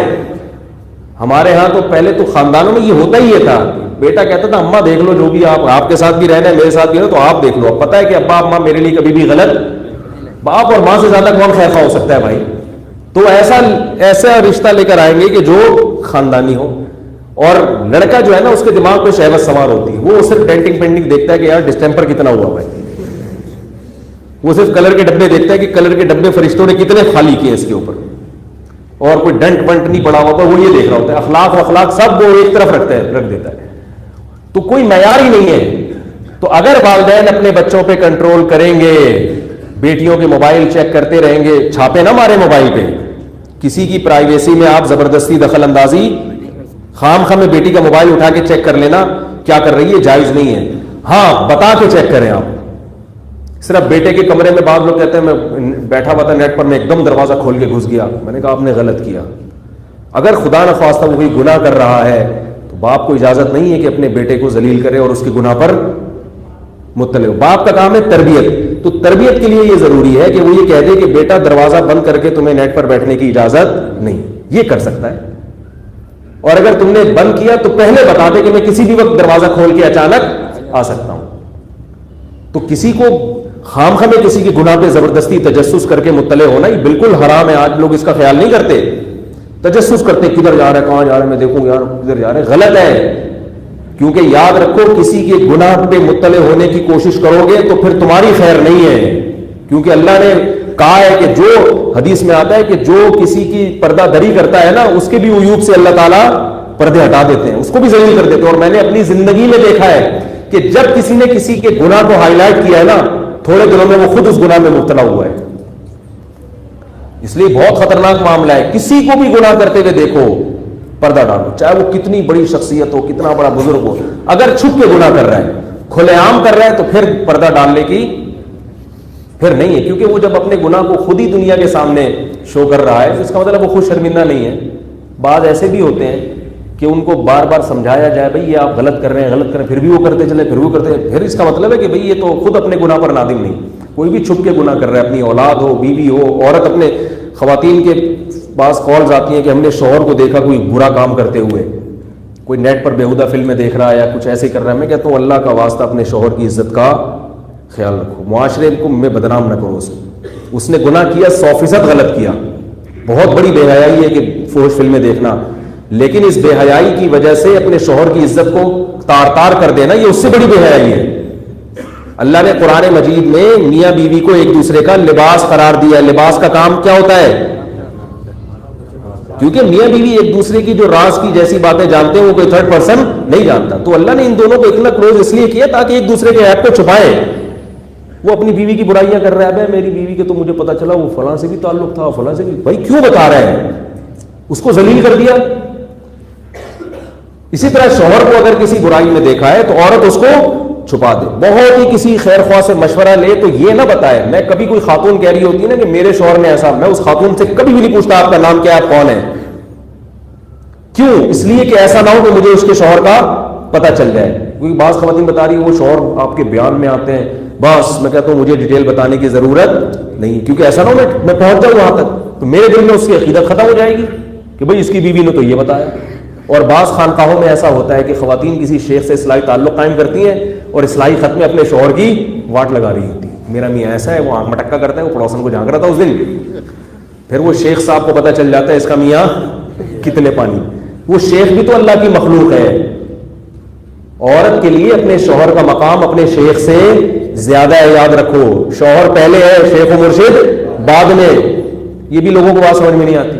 ایک دفعہ میں نے کسی کو کہا کہ بھائی جو صلہ خونی رشتے ہیں نا ان کی اہمیت شریعت میں زیادہ ہے شیخ و مرشد سے.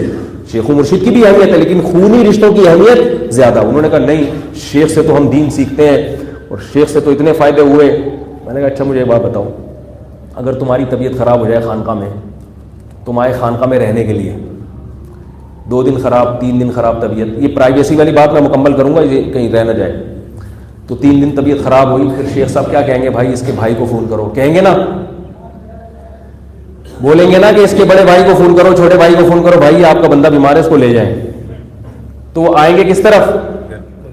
ایک لڑکے نے مجھے کہا میری تو اپنے بھائی سے بنتی نہیں ہے، کبھی تمیز سے بات ہی نہیں کرتے مجھ سے. میں نے کہا کیسا ہی آپس میں نفرتیں چل رہی ہوں، ایکسیڈنٹ ہو گیا خدا نخواستہ آپ کا، سب سے پہلے کون اٹھانے آئے گا؟ بولو بھائی.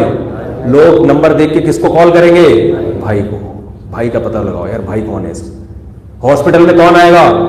میں نے کہا اگر خدا نخواستہ پولیس غلط کیس میں آپ کو اٹھا کے لے جائے، جعلی کیس میں، سب سے زیادہ چھڑوانے کی کوشش کون کرے گا؟ شیخ کرے گا؟ بھائی کرے گا؟ بولتے کیوں نہیں بھائی؟ بھائی کرے گا.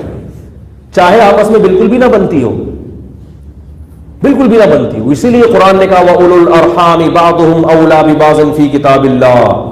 اللہ فرماتے ہیں کہ اللہ کی کتاب میں، قرآن میں رشتہ داروں کا حق سب سے پہلے ہے، سب سے پہلے ہے. تو یہ بات کہاں چاہیے؟ شیخ پہ بات کہاں سے آ گئی؟ پرائیویسی کی بات کر رہا ہوں کہ عورت کیا کرتی ہے؟ اپنے شیخ کے سامنے اپنے شوہر کو ذلیل کر دیا اور اپنی خواتین کے سامنے، دوسری خواتین کے سامنے. اب ہوتا کیا ہے کہ وہ شوہر توبہ کر لی اور میاں بیوی میں دوبارہ محبت ہو گئی، مگر اس کی عزت کا قیامت تک کے لیے جنازہ نکل گیا. کیونکہ انسان کی، اللہ کی عادت کیا ہے کہ 100 دفعہ بھی گناہ کرو نا، 100 دفعہ توبہ کرو اللہ معاف کر دے. کہے کہ چل تو نے سچے دل سے توبہ کر دی، بھلا دیا، پچھلا کیا ہے ختم. لیکن مخلوق معاف، مخلوق کہے گی وہی ہے، وہی ہے جو دن پکڑا گیا تھا، وہی ہے، وہی. آپ 100 دفعہ بولو بھائی میں نے توبہ کر لی ہے تو وہی نا، بندہ تو وہی ہے نا، مخلوق تھوڑی معاف کرتی ہے. اور پھر میاں بیوی میں عام طور پہ کیا ہوتا ہے کہ وہ کمپرومائز کر لیتے ہیں، سیٹ ہو جاتے ہیں، لیکن خود اس عورت کی عزت کا جنازہ نکل جاتا ہے. کہتے ہیں یہ اس کا تو میاں ایسا ہے. پھر وہ عورت پھر اپنے شوہر کی عزت کی حفاظت کرتی، پھر نہیں میرے میاں بہت اچھے ہیں. کہتے ہیں ہمیں پتہ ہے کتنے اچھے ہیں، تو نے خود بتایا تھا. پھر یہ بات جب بچوں کو پتہ چلتی ہے کہ میرا باپ ایسے تھا، بچے پھر سیدھے راستے پہ نہیں چلتے. تو گھروں کے راز عورتیں فاش کر دیتی ہیں. یہ بہت بڑا جرم ہے. تو اگر شوہر کو کسی برائی میں دیکھو زنا کر رہا ہے یا خدا نخواستہ لڑکیوں سے غلط دوستیاں لگائی ہوئی ہیں, کسی خیر خواہ کو فون کرو, یہ نہ بتاؤ کہ میں کون بات کر رہی ہوں. کسی مفتی صاحب کو فون کرنی ہے اگر مشورے کے لیے, بعض پریشان ہوتی ہیں, تو اگر مجھے بھی فون کرنی ہے بھائی مجھے اپنا تعارف نہ کروائیں, بلکہ یوں بتائیں کہ بھائی مفتی صاحب ایک مجھے یہ مسئلہ بتائیے کہ ایک خاتون نے, یا یوں کہہ دے کہ مجھ سے کسی نے پوچھا ہے, کسی خاتون نے, تو وہ خاتون یہ خود ہی ہے جو اپنے آپ سے پوچھ رہی ہیں, تو جھوٹ بھی نہیں ہے, یہ توعیہ ہے نا. مفتی صاحب کسی خاتون نے مجھ سے پوچھا ہے کہ انہوں نے اپنے شوہر کو اس حالت میں دیکھا اور کئی بار دیکھا ہے, تو اب آپ بتائیں کیا کرنا چاہیے. تو پھر موسیٰ بتا دیں گے آپ اپنی اس خاتون کو, اپنی فرینڈ کو یہ بتا دیں کہ یہ کرنا چاہیے, اس کی کنڈی چھوڑے وہ کیا کرنا چاہیے, وہ تو ہر ایک کے الگ حالات ہے نا. لیکن اس کی عزت کا جنازہ بولو بھائی نہیں نکالو. اسی طرح عورت کے کسی عیب پر مطلع ہو گئے تو پردہ ڈالو. حضرت ماعز رضی اللہ تعالیٰ عنہ نے اپنی بیوی کو صریح زنا کرتے ہوئے دیکھا تھا. سوری ماعز کہہ رہا ہوں, حضرت ہلال ابن امیہ اویمر اجلانی رضی اللہ تعالیٰ عنہ نے اپنی بیوی کو صاف زنا کرتے ہوئے دیکھا. صحیح بخاری کی حدیث ہے, نبی کے پاس آئے, عرض کیا یا رسول اللہ میری بیوی نے زنا کیا. آپ صلی اللہ علیہ وسلم کو بہت ناگوار گزرا کہ مجھے کیوں بتا رہے ہیں, اتنا ناگوار ہوا. علامہ نووی نے لکھا ہے اس پر کہ اس لیے نبی کو ناگوار گزرا کہ اگر دیکھا ہے تم نے تو طلاق دے دو اس کو, یا تو برداشت کرو اگر وہ توبہ کر لیتی ہے, اگر نہیں سمجھ میں آ رہی تو چپکے سے طلاق دے دو. پبلک میں بتانے کی کیا ضرورت ہے, نہیں آ رہی میرا خیال ہے بات. بھائی کوئی بہانہ بنا کے چھوڑ دو کہ بھائی ہماری بنتی نہیں تھی آپس میں اس لیے میں نے چھوڑ دیا. لیکن لوگ بھی نہیں چھوڑتے نا, نہیں کیوں لوگ بھی اگلواتے ہیں, یہ بھی غلط ہے. اگر اس نے چھوڑ دیا ہے تو زیادہ گہرائی میں جانے کی کوشش نہ کرو, بولو بھائی آپس میں نہیں بن رہی ہوگی, کوئی مسئلہ ہوگا. جتنا لوگوں کے عیوب پر پردہ ڈالو گے اتنا اللہ ہمارے عیوب پر قیامت کے دن پردہ ڈالے گا. اور جتنا پردہ چاک کرو گے, چاہے عورت شوہر کے عیب پر یا پھر وہ اس کا نقصان کتنا ہوا. حضرت اویمر اجلانی عرض کرتے رہے, نہیں یا رسول اللہ مجھے سزا بتائیں, مجھے بتائیں کیا. اس پر لعان کی آیتیں نازل ہو گئیں.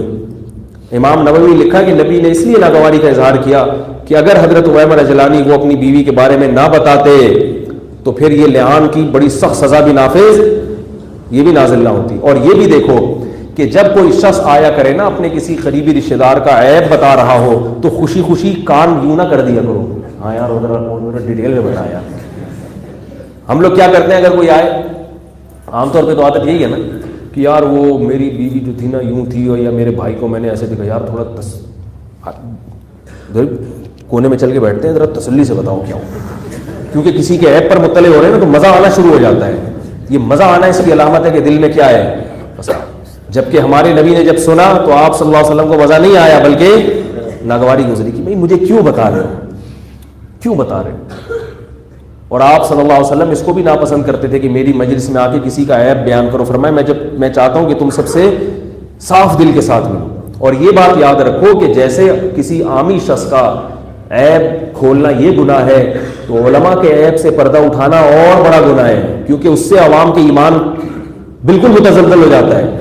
ہاں کھلے عام اگر کر رہا ہے پھر ایک الگ بات ہے, پھر تو بتانا چاہیے, کیونکہ اگر کوئی کھلے عام کر رہا ہے نا تو پھر تو لوگ اس کے عمل کو دیکھ کے گمراہ ہوں گے, وہ ایک الگ چیز ہے. تو کہاں سے کہاں بات چلے گی, تو میں آخر بات بس کر کے ختم کر رہا ہوں کہ دیکھو والدین اپنی اولاد پہ کیا کریں. ہاں پرائیویسی کی بات کر رہا تھا کہ میاں بیوی ایک دوسرے کا موبائل نہیں دیکھ سکتے, اگر نگرانی کرنی ہے تو پہلے بتا دیں تاکہ وہ پہلے سے ڈیلیٹ کر کے رکھے. اس کی اتنی تاکید ہے, رسول اللہ صلی اللہ علیہ وسلم نے فرمایا جب سفر سے واپس آؤ تو آپ صلی اللہ علیہ وسلم کی سنت تھی کہ مدینہ شہر کے کنارے پہ پہنچ کے قافلے کو روک دیتے تھے اور کسی کو خبر دینے کے لیے بھیجتے تھے کہ گھروں میں خبر دے دو کہ ہم لوگ آ گئے ہیں.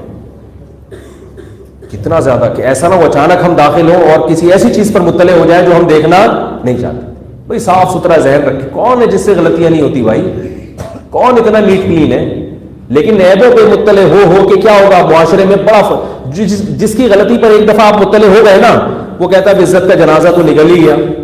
پہلے تو وہ چھپ کے کر رہا تھا اور ڈرتے ڈرتے کر رہا تھا, لوگوں کو پتہ نہ چلے, توبہ کا امکان زیادہ تھا. جب آپ نے بتا دیا اور ثابت کر دیا کہ بندہ ایسا ہے, کہتا ہے عزت کا تو جنازہ نکل ہی گیا ہے, اب تو میں 100 دفعہ بھی توبہ کروں گا پبلک تو نہیں مانے گی. تو شیطان اس کو پھر گناہ کا اور موقع دے دیتا ہے. ہم ایسے لوگوں کو جانتے ہیں چھپ کے گناہ کرتے تھے, آہستہ آہستہ کیا ہو گیا, چھوڑ دیا انہوں نے. لیکن مجھے پتا ہے کہ اگر ان کے گناہ کا راز فاش ہو جاتا تو وہ نہیں چھوڑتے, وہ نہیں چھوڑتے پھر. تو اس لیے باپ بیٹی ہو یا بیٹا ہو, باپ کے لیے جائز نہیں ہے کہ اس کے راز کو فاش کرے, لوگوں کے سامنے گن گاتا پھرے کہ میرے بیٹا بھاگ گیا گھر سے, فلانی لڑکی, میری بیٹی بھاگ گئی, میری لڑکی کا اس سے تعلق ہے. بہت خطرناک ہے یہ چیزیں. اپنی عزت اپنے ہاتھ میں ہوتی ہے انسان کے. لیکن یہ ضرور بتا دیا جائے کہ بیٹا ویلنٹائن ڈے آنے والا ہے, تم اگر چھمک چھلو بن کے نکلو گی تو میں تمہارا تعاقب کروں گا. پہلے بتا دیا, میں دیکھوں گا کہاں جا رہی ہو. پھر یہ پرائیویسی میں نہیں ہے, کیونکہ پہلے بتا دیا. ہمارے حضرت نے نا مدرسے میں اوپر ایک چھوٹی سی کھڑکی لگائی ہوئی تھی, وہاں سے طلبہ کو ایسے جھانک جھانک کے دیکھتے تھے. تو حضرت نے پہلے جب وہ کھڑکی لگائی نا تو اس وقت طلبہ کو پہلے بتا دیا کہ میں اوپر سے دیکھ رہا ہوتا ہوں کسی بھی وقت, میں کسی بھی وقت اوپر سے. تو وہ اسی کے ڈر سے ہم ایسے تمیز سے بیٹھے رہتے تھے پڑھ رہے ہیں کتاب کے, کسی بھی وقت کبھی کبھار دیکھتے تھے تو دیکھ رہے ہوتے تھے. ٹھیک ہے, تو یہ تو ٹھیک ہے ڈرانے کے لیے, لیکن کھڑکی کھول لی, بتایا نہیں, اور پھر جھانک تاک شروع کر دی, یہ کیا ہو جائے گا؟ یہ پرائیویسی میں, بولو بھائی, دخل اندازی, جو کہ شریعت نے لا تجسسو صاف طور پر حرام قرار دیا, اس کو گناہ قرار دیا. تو بچوں پہ کنٹرول کریں, ان کو ویلنٹائن بنانے نہ دیں, ان کو بولیں کہ ہم مسلمان ہیں, ہم شریف خاندان کے شریف لوگ ہیں. بیٹے سے کہیں بیٹا اگر تیرا کہیں آنکھ مٹکا خدا نخواستہ ہو گیا ہے تو باپ کہے بیٹا مجھے بتا دے, خاندانی لوگ ہیں, پارکوں میں ڈیٹے مارنے کی اجازت نہیں دیں گے, یہ ہماری پرمپرا, بولو نا بھائی, نہیں ہے, ہم خاندانی لوگ ہیں.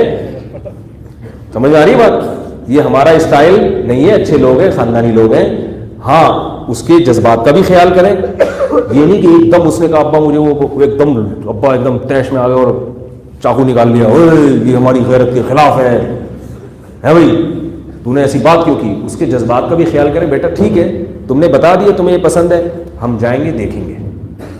اگر ہمیں بھی سمجھ میں آئی کہ بھائی صرف شکل ہی اچھی نہیں ہوتی, خاندان ذرا ہمیں لگا کہ کوئی خدا نخواستہ کوئی ایسے نہیں ہے کہ کیا کیسے ہے وہ چھوڑے رہنے دے, تو ہمیں لگا کہ یہ اچھی فیملی کے لوگ ہیں, تو بیٹا تم نے بتا دیا, ہم خود جائیں گے.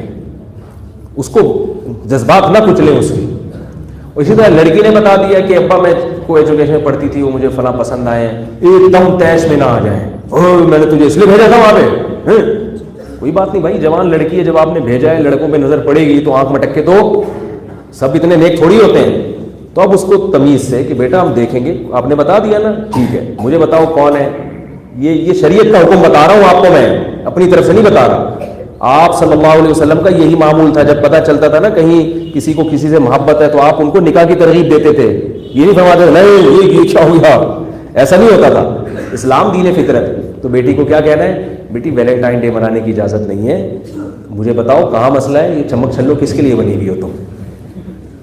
آج ویلنٹائن ڈے ہے اور تم رات سے چمک چھلو بننے کی پوری کوشش کر رہی ہو, یہ ہماری پرمپرا. کیونکہ یہ ابھی بہت سی باتیں آ رہی ہے, چھوڑے پھر بہت لمبی بات ہو جاتی, تو ان سے بولے کہ یہ ہماری پرمپرا, یہ ہماری خاندانی روایت نہیں ہے, تم تمیز سے بتا دو, ہم خود ہی رشتہ مانگ لیں گے, تمہیں یہ چمک چھلو بننے کی نوبت نہیں آئے گی, اس کو پٹانے کی نوبت نہیں آئے گی. بتا دو, میں خود ہی سمجھا دوں گا بیٹے کو, بھائی ہماری بچی ہے, تم سے نکاح کرنا چاہتی ہے, تو تم خاندانی لحاظ سے بڑے تمیز کے آدمی لگ رہے ہو, حرکتیں تمہاری اچھی نہیں ہے.